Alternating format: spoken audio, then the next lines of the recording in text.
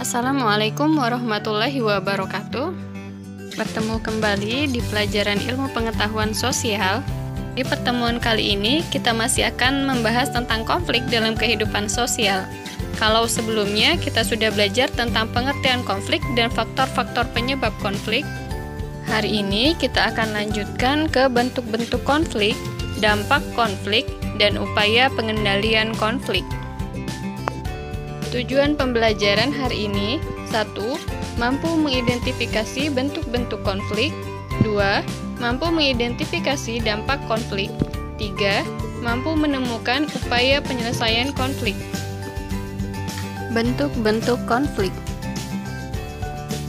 Suryonus Sukanto menyebutkan ada 5 bentuk konflik dalam masyarakat, yaitu 1. Konflik pribadi.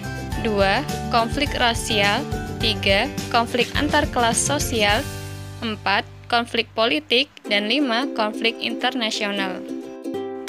Kita akan bahas satu persatu. Yang pertama, konflik pribadi. Konflik ini terjadi antara dua individu atau lebih karena perbedaan pandangan dan sebagainya. Misalnya, Dava berpendapat bahwa belajar sambil mendengarkan musik dapat membantu dalam proses belajar. Sedangkan Raja berpendapat bahwa belajar harus dalam keadaan tenang agar pelajaran bisa lebih mudah dipahami. Perbedaan pendapat ini dapat menimbulkan konflik pribadi. 2. Konflik rasial. Konflik ini umumnya timbul akibat adanya perbedaan ras. Ras sendiri ada kaitannya dengan ciri fisik seseorang, sehingga konflik rasial juga bisa diartikan sebagai konflik yang terjadi karena adanya perbedaan ciri fisik seseorang. Contohnya, seperti yang terjadi beberapa waktu yang lalu, konflik yang terjadi pada mahasiswa asal Papua yang didiskriminasi, dikucilkan, dan dianggap aneh karena memiliki warna kulit dan bentuk fisik yang berbeda dari masyarakat Indonesia pada umumnya. 3. Konflik antar kelas-kelas sosial. Konflik ini umumnya disebabkan oleh perbedaan kepentingan di antara kelas-kelas yang ada di masyarakat.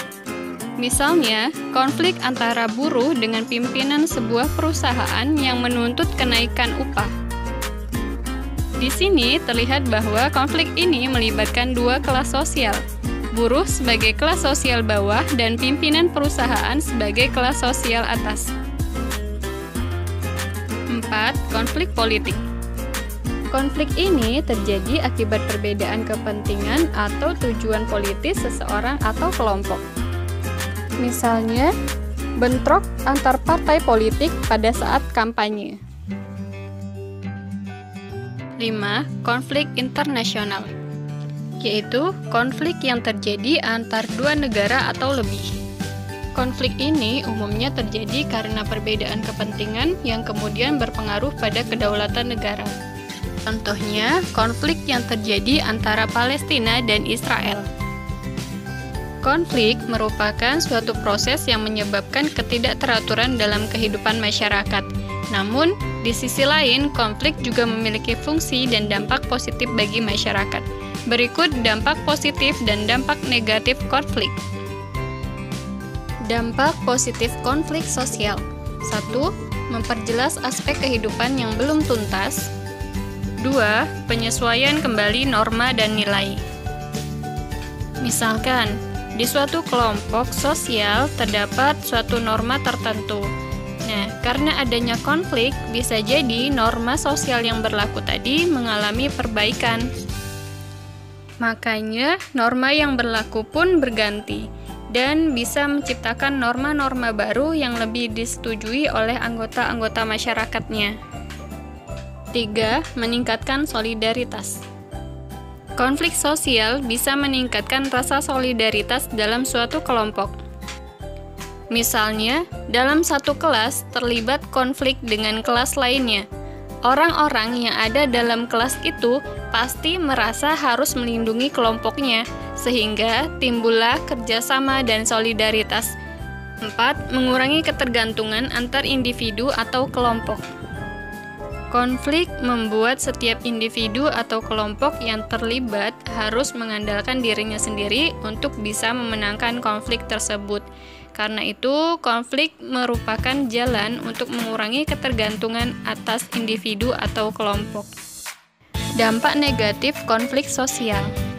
1. Rusaknya hubungan antar individu dan kelompok. Misalnya, yang awalnya orang-orangnya pada hidup damai dan tentram, setelah adanya konflik atau perbedaan pendapat, bisa jadi hubungan orang-orang tersebut jadi goyah dan retak. 2. Memakan korban berupa harta dan nyawa manusia. Jika konflik sosial yang diiringi dengan kekerasan tentu akan menimbulkan kerusakan, baik itu rumah, fasilitas umum, ataupun harta benda dari orang-orang yang tidak bersalah, termasuk juga memakan korban nyawa. 3. Berubahnya kepribadian para individu yang terlibat. Contohnya, munculnya rasa benci dan curiga. 4. Menimbulkan dominasi kelompok yang menang. Kita ke upaya pengendalian konflik.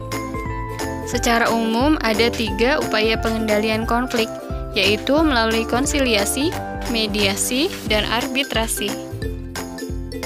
Konsiliasi yaitu bentuk pengendalian konflik yang dilakukan melalui lembaga-lembaga tertentu yang memungkinkan diskusi dan pengambilan keputusan yang adil di antara pihak-pihak yang bertikai. 2. Mediasi yaitu pengendalian konflik yang dilakukan apabila kedua pihak yang berkonflik sepakat untuk menunjuk pihak ketiga sebagai mediator.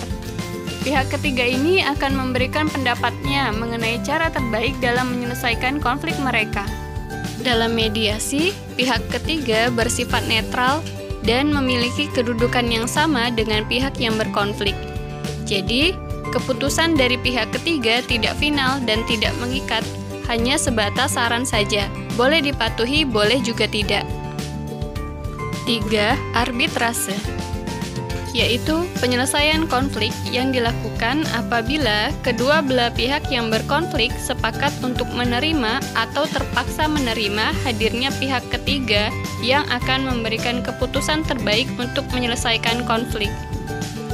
Dalam arbitrase, pihak ketiga memiliki kedudukan yang lebih tinggi dari pihak yang berkonflik, sehingga keputusan yang dibuat bersifat final dan mengikat, jadi harus dipatuhi oleh pihak-pihak yang berkonflik.